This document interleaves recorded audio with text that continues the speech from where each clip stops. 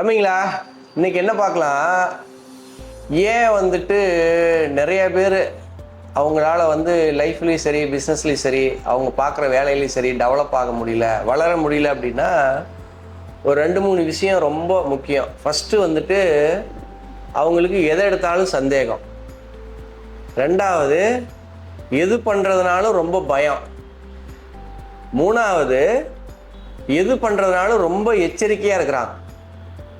So இந்த மூணும் ஒன்றுக்கு ஒன்று ஒரு கனெக்ஷன் இருக்குது. இப்போ ஃபஸ்ட்டு டவுட்டு. என்ன டவுட்டுன்னா, வாழ்க்கையில் திருமணமானாலும் சரி எதை பார்த்தாலும் ஒரு சந்தேகம், ஒரு டவுட்டாக இருக்குது.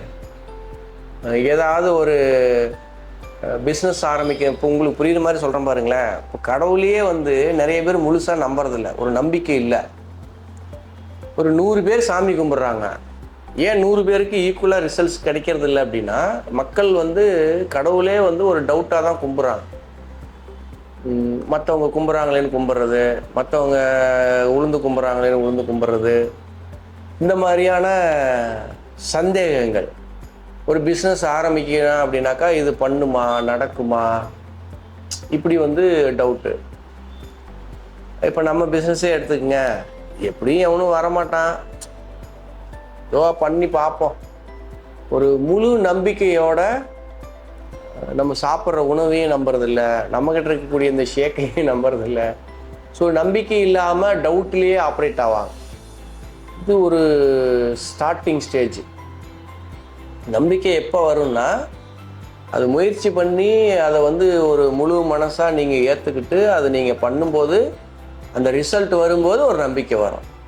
அப்புறம் பார்த்தா பயம். எது பண்ணுறதுனாலும் பயம். நமக்கு இது வராது, நம்மளால இது முடியாது.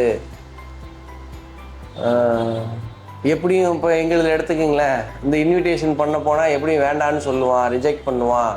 அது நமக்கு ஒரு கஷ்டமாகவும் குஷ்டமாகவும் இருக்குது. பயம்ங்கிறது ஆக்சுவலாக என்னென்னா, இல்லாத ஒன்றை இருக்கிற மாதிரி நம்ம நினச்சிக்கிறது. இப்போ உதாரணத்துக்கு ஒரு இருட்டு இருக்குது, அங்கே ஏதோ ஒன்று நிற்கிற மாதிரி இருக்குதே அப்படிங்கிற மாதிரி நம்ம பார்க்குறது. ஆனால் கிட்ட போய் பார்த்தா ஒன்றும் கிடையாது. ஆனால் நமக்கு என்ன பயம்னா, கிட்ட போகிறதுக்கே பயம். இப்போ ஒரு விஷயத்தை நம்ம ஆரம்பிக்கணும். இப்போ உதாரணத்துக்கு நம்ம ஒரு ஹவுஸ் ஒய்ஃபாக இருந்து வர்றோம், ஒரு பிஸ்னஸில் வர்றோம், வேறு ஏதோ ஒரு துறையிலிருந்து ஒரு சேல்ஸுக்கு வர்றோம், மார்க்கெட்டில் போய் ரீச் பண்ணுறோம், மக்களை பார்க்குறதுக்கு போகணும். போகலாமா வேண்டாமா, போகலாமா வேண்டாமா, போனாக்கா இப்படி ஆயிரும், வேண்டான்னு சொல்லுவாங்கன்னு போகாமே இருக்கிறது. எப்படினாலும் சரி, நீங்கள் இப்போ உதாரணத்துக்கு லேடிஸ் நிறைய பேர்த்துக்கு வண்டி ஓட்டுறதுனா பயம். நமக்கே பாருங்கள், ஒரு சில விஷயத்த ஆரம்பிக்கிறதுக்கு பயம். ஆனால் வண்டி ஓட்டி தான் ஆகணும். நம்ம இங்கேருந்து வேறு யாருடைய உதவி இல்லாமல் நம்ம ஒரு பக்கம் போகணுன்னா வண்டி ஓட்டுறதை நம்ம அதை மாஸ்டர் பண்ணி தான் ஆகணும். அந்த பயத்தை உடைச்சி தான் ஆகணும். இதுதான் எல்லாருமே பண்ண வேண்டியது. ஃபஸ்ட்டு கொஞ்சம் பயமாக இருக்கும். அப்போ மேடையில் பேசுறது, ஸ்டேஜ் ஃபியர். மேடையில் பேசுறது இருக்குல்லையே மோஸ்ட் டேஞ்சரஸ். அது என்னென்னா, ஐயோ அப்படியே கிடுக்கிடுக்கிடுன்னு நடுங்குவாங்க. அது ஃபஸ்ட்டு 1 தடவை 2 தடவை 3 தடவை பேசும்போது கொஞ்சம் பயமாக இருக்கும். அப்புறம் பார்த்தா மைக்கை கொடுங்கன்னா கொடுக்க மாட்டாங்க. வண்டி ஓட்டி பழகிட்டாங்கன்னா வண்டி எடுத்துகிட்டு வடக்கையும் தெற்கையும் சுற்றிட்டு இருப்பாங்க. ஸோ அந்த ஸ்டார்டிங்கில் எல்லாமே ஒரு பயமாக தான் இருக்கும். ஸோ பயத்தை உடைச்சாதான் நம்ம லைஃப்பில் மேலே வர முடியும். மூணாவது பார்த்தீங்கன்னா, ரொம்ப எச்சரிக்கையாக இருக்கிறது. எச்சரிக்கையாக இருக்கிறதுனா, இது இப்படி ஆயிருமோ, அது அப்படி ஆயிருமோ, இது நம்ம கொஞ்சம் ஜாக்கிரதையாக ஹேண்டில் பண்ணணும். நமக்கு நம்மளே மைண்ட் செட் ஒரு நெகட்டிவாக திங்க் பண்ணுறது. ஸோ அதனால் நம்ம இது பண்ணாமல் இருக்கணும். அப்படி பார்த்துருந்தா, இப்போ நம்ம இந்த வீடியோ எடுக்கிற கேமரா, ஃப்ளைட்டு, காரு, நம்மளை சுற்றி இருக்கிற அந்த பொருட்கள், இது எல்லாமே ஒரு கால்குலேட்டட் ரிஸ்க்லேயும் பயம் இல்லாமல் தொடர்ச்சியாக முயற்சி பண்ணதுலேயும் உருவான விஷயங்கள் தான் நம்மளை சுற்றி இன்றைக்கி வளர்ந்துருக்கிற இந்த நாகரிகம். உதாரணத்துக்கு இப்போ 1 அடுக்கு ஓகே, 2 அடுக்கு, 3 அடுக்கு, 10 அடுக்கு, 100 அடுக்கு எப்படி கட்டுறது? இன்றைக்கி இருக்கிற அப்பார்ட்மெண்ட்டில் அன்றைக்கி காலகட்டத்தில் ஒரே ஒரு குடிசை போட்டு அதுதான் வீடு அப்படி இருப்பாங்க. இன்றைக்கி நிறைய அடுக்கடுக்காக கட்டுறோம். ஃபஸ்ட்டு 2 மாடி 3 மாடி கட்டும்போது தாங்குமோ தாங்காதோ, இடிஞ்சு விழுந்துருமோ, ஸோ அதுக்கு எல்லாத்துக்குமே வந்து டூ மச் காசியஸ்ன்னு ஜிம்ரான் சொல்கிறாரு. நம்ம இதில் இருக்கிறவர் ஜிம்ரான் சொல்கிறார்.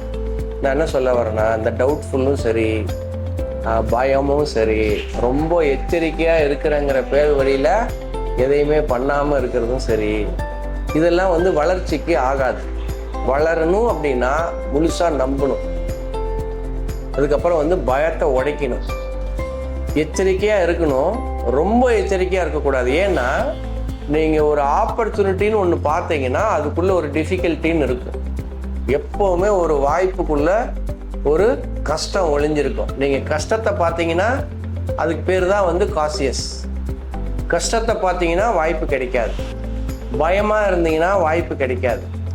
நீங்கள் எல்லாத்தையும் சந்தேகப்பட்டீங்கன்னா அந்த வாய்ப்பில் நீங்கள் ஜெயிக்க முடியாது. ஸோ பிரெயின் ட்ரேசி என்ன சொல்கிறாருன்னா, இப்போ இது மூணுமே வந்து இந்த பயம், டவுட்டு, இதெல்லாம் நம்ம மைண்டில் வர்றது, எச்சரிக்கை, இதெல்லாம் நம்ம ஹியூமன் மைண்டில் வர்றது.